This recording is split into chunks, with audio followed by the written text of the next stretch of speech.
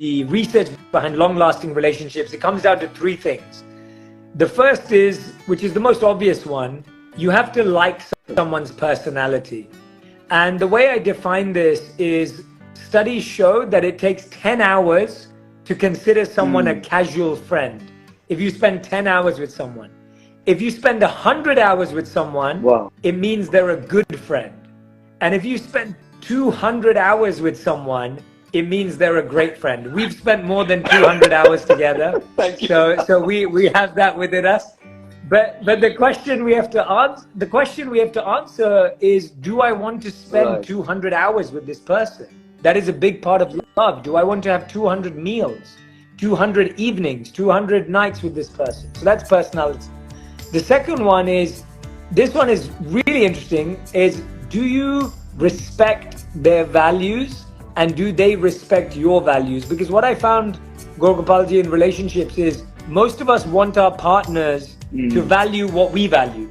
We want them to appreciate what we appreciate, but they can't. They're different people. And so do we respect their values and do they respect ours?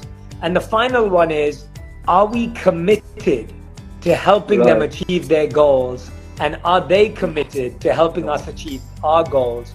We'll find in our relationships, you'll have people who like you, maybe they kind of respect you, and maybe they think your goals are okay. But very rarely do we find someone who likes our personality, deeply respects our values, and wants to help us achieve our goals. That's such a brilliant answer, Jay. Thank you so much for that.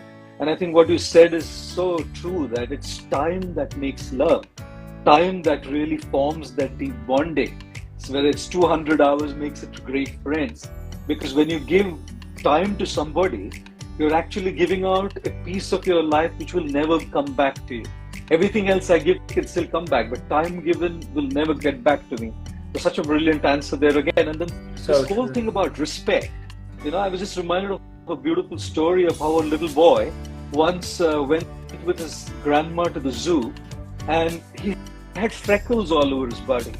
So the kids were making fun of him, that, you know, do you even need to go to see a zebra or a leopard?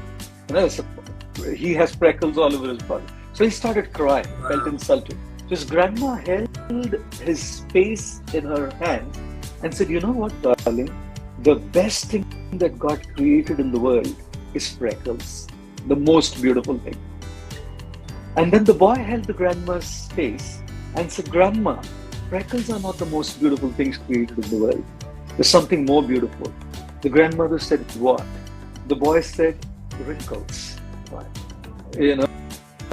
So when you respect somebody for who they are, it's when you get that respect.